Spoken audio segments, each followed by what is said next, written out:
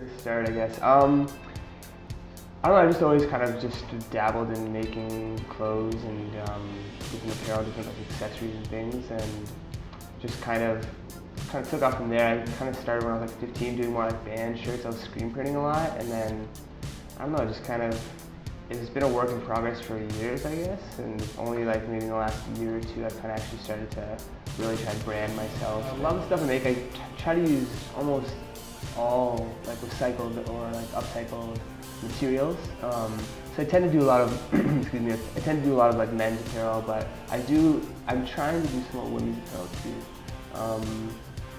But yeah, it tends to be a lot of like button-ups and t-shirts still, but just using some found fabrics that I like a lot of curtains and bed sheets and really odd kind of like stuff that you wouldn't usually use to make clothes out of. And the same with like some of the jewelry I've been using. Just it's like old brass pieces that I've just collected from like vintage stores or antique places that are just like kind of scraps that nobody really knows what to do with, and I've kind of just take them and rework them and kind of made some pendants and different stuff. One I started to do these. They're out of old. This is an old TV tube, I guess.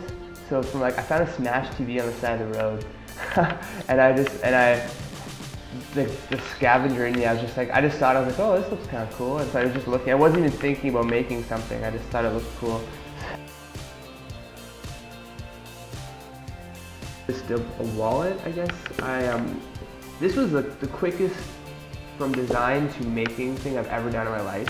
Basically, I did them specifically for this pop-up shop that I did in December at the OC. But basically, I was putting stuff in, and they just pretty much were like, do you make wallets? And I was like, no, but I guess I could. And so then they're just like, oh, okay, cool. So I just threw this wallet together, and then the next day they were in the store.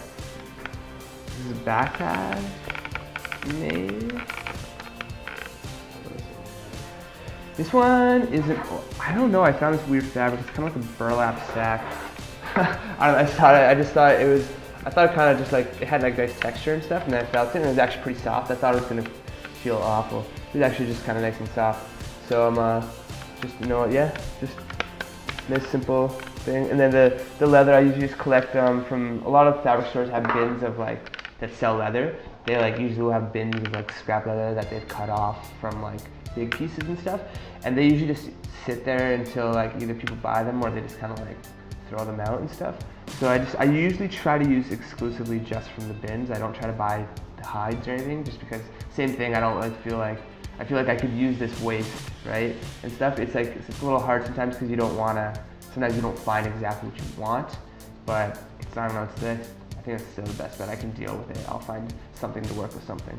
Especially I'm trying to really now, especially it's hard when you don't have a lot of money, but I'm trying really hard just to buy like local stuff, like or vintage, like either from thrift stores or yeah, like from like local designers, because man, I'm like sick of giving my money to a man. So, you know, like I figured like the best bet I could do is just use stuff that's gonna be thrown away or gonna be used for waste. So it's like there's still like so much stuff that like, you could use, right? You know, exactly, repurposing is the best bet. I mean, like we already live in a world where like, you know, we just waste so much. So yeah.